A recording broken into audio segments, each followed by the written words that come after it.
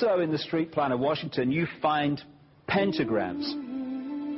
So here we have two pentagrams in the street plan of Washington. The top one points into the Capitol building, and the one at the bottom points into the White House.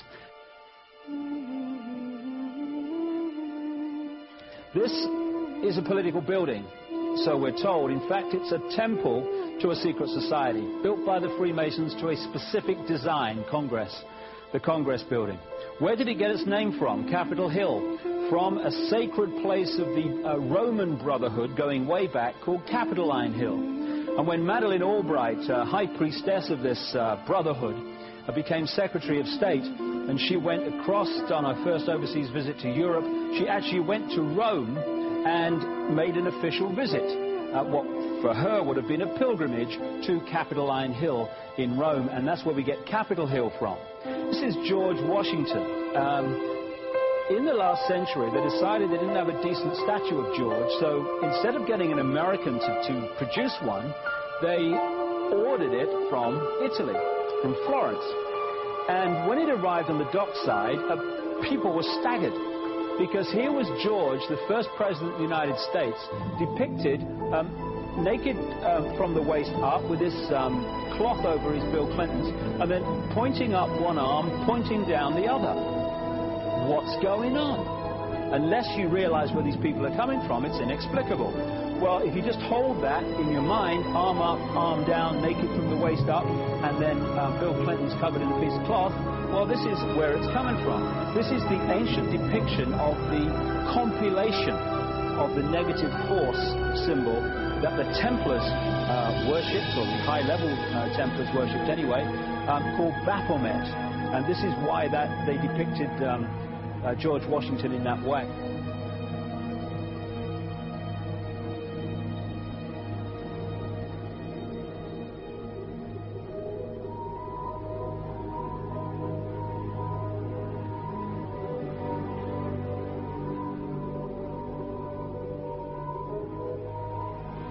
What has come to light is that it's now been, it is not so surprising for a lot of people that there are covens amongst the very educated class, architects, doctors, lawyers, priests, brokers, and the leisure class. These are people who have made pacts with the devil. That's right. It's really the best, the more accurate way of describing it would be that they have indulged themselves in the worship of the goat, of the prince, of the serpent, of Satan, of Lucifer, and they lead perfectly normal lives. They're jewel merchants. They travel. They're prominent in their own way, but they do have this indulgence. Father, here's a part of that I can never understand. That has never made sense to me, and that is, if somebody were to make a pact with the devil, then obviously the implication is if the devil is there to make a pact with them, to make a deal, to make their life, their short mortal life on earth, pleasurable, with money or women or travel, more interesting, whatever it is they want. Yes. Then they are aware of the presence of the devil, and they are obviously aware then of the presence of God as well, and they nevertheless make a conscious, stupid, short-term, blind choice to take what they can get in this lifetime. And to embrace one, you must embrace the other. It's not like it's some wishy-washy person. I know you do. It is a very not easy to understand, except when you talk with them, when they let their hair down and peel grapes, as we say, and when they're on their way to being cured of what or healed is the proper word. You find that there's an exhilaration and a satisfaction which is both sensual and sexual and mental when they really indulge in Luciferian worship. There is a peculiar exhilaration. Like a drug, then? Yes. yes, it's a peculiar exhilaration. And of course, the godly instincts in us all, the angelic in us all, because we all have something angelic and something godly, besides everything else, a lot of other negative things, that is quenched. And you find in them a horror of anything, what we call sacred and holy, or sacrosanct, or the idea of the sacred, of the awesome.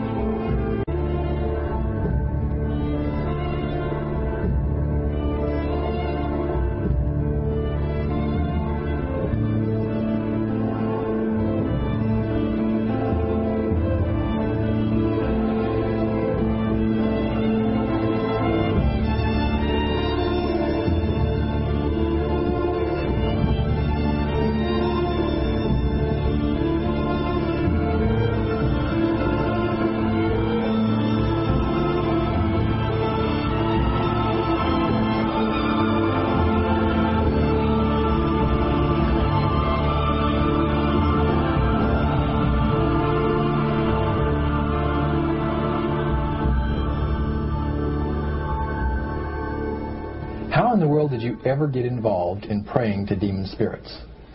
A fellow that had been on a particular ship with me, he told me, "Hey, I got something fantastic to tell you." He said, "I am affiliated with people that speak with the spirits of the dead. How would you like to talk to the spirit of your dead mother?" And I was shocked. I was shocked. He said, "You wouldn't be afraid of talking to the spirit of your dead mother, would you?" Well, I said, "I'll tell you what, I would have to give that some thought, because it's something I never thought about before in my life." Most of us probably haven't. A little afraid of something like that. Well, he says, you know, it's written all over your face. You're afraid of going to a seance. But he says, "I know you. You're going to come."